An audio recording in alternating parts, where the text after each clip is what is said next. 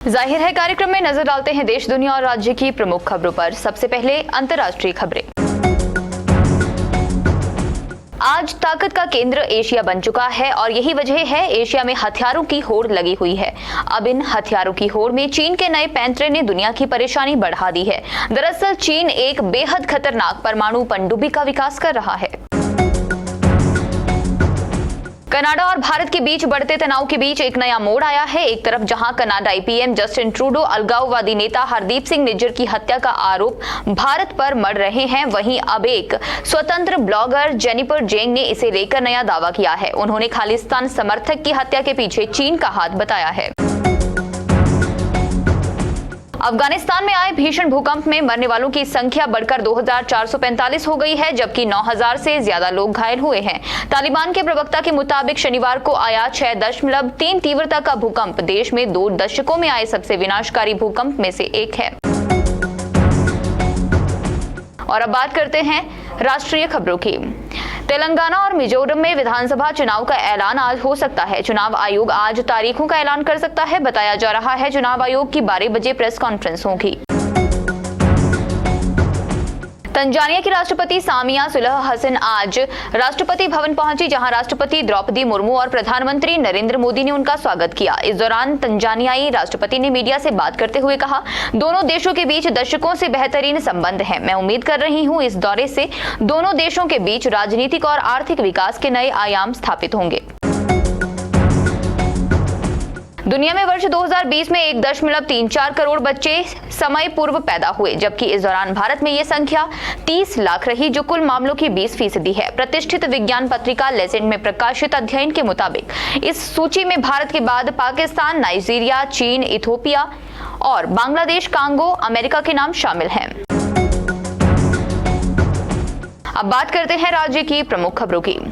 Crypto currency मामले में गिरफ्तार आरोपी हेमराज और सुखदेव ने पुलिस की विशेष जांच टीम के समक्ष पूछताछ में कई बड़े खुलासे किए हैं। आरोपियों ने बताया, हिमाचल प्रदेश समेत बाहरी राज्यों के करीब 50,000 लोगों ने क्रिप्टो करेंसी में पैसा लगाया है। यही नहीं, प्रदेश के बागबानों ने भी 1 साल में पैसा दोगुना होने के लालच में पैसा निवेश कर दिया। देश में बच्चों को बी टाइप निमोनिया और सेप्टिक गठिया जैसे खतरनाक संक्रमण से बचाने के लिए आधुनिक वैक्सीन तैयार हो गई है।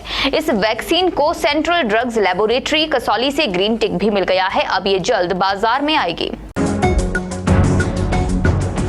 मंडी जिला के जोगिंद्रनगर में 50 वर्षीय महिला का शव संदिग्ध हालत में मिलने का सनसनीखेज मामला सामने आया है। मंडी पठानकोट हाईवे पर जोगिंद्रनगर शहर से करीब 1 किलोमीटर दूर मंडी पठानकोट हाईवे पर अप्रोच रोड के समीप रेन शेल्टर में बरामद इस शव की जानकारी स्थानीय पुलिस को सोमवार सुबह करीब 7 बजे मिली। अब बात करते हैं समाचार पत्र की प्रमुख खबरों की। 10वीं और 12वीं के बोर्ड एग्जाम साल में 2 बार होंगे, लेकिन छात्रों को 2 बार एग्जाम देना जरूरी नहीं होगा। यह बात केंद्रीय शिक्षा मंत्री धर्मेंद्र प्रधान ने कही। केंद्र सरकार से बजट जारी होने के बाद शिक्षा विभाग ने मिड डे मील वर्करों का पिछला मानदेय जारी कर दिया है। राजनीतिक सरगर्मियों का केंद्र अचानक दिल्ली हो गया है। कांग्रेस संगठन और सरकार दोनों दिल्ली में है। अब बात करते हैं संपादकीय पृष्ठ की। हिमाचल की राजनीति भी आहिस्ता आहिस्ता राष्ट्र के सियासी जूते में पांव फंसा रही है और यहाँ भी सियासत का अपना पूंजीवादी गठबंधन बन रहा है।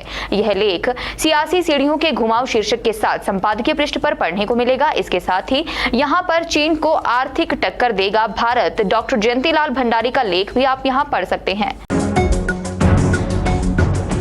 गत वर्ष हिमाचल प्रदेश विधानसभा 2022 के चुनाव संपन्न हुए। यह लेख विकास के चुनावी वादों का सच शीर्षक के साथ संपादकीय पृष्ठ पर आपको पढ़ने को मिलेगा। इसके अलावा छिलकों की छाबड़ी में निर्मल असो का लेख आप पढ़ सकते हैं। कार्यक्रम के अंत में बात करते हैं रोजगार की। Rail India technical and economic services ने अनुबंध के आधार पर field quality control engineer, quality assurance and control engineer, supervisor come construction manager और ड्राफ्ट्समैन की भर्ती के लिए अधिसूचना जारी की है। इच्छुक उम्मीदवार आधिकारिक वेबसाइट www.rites.com पर जाकर इन पदों के लिए आवेदन कर सकते हैं।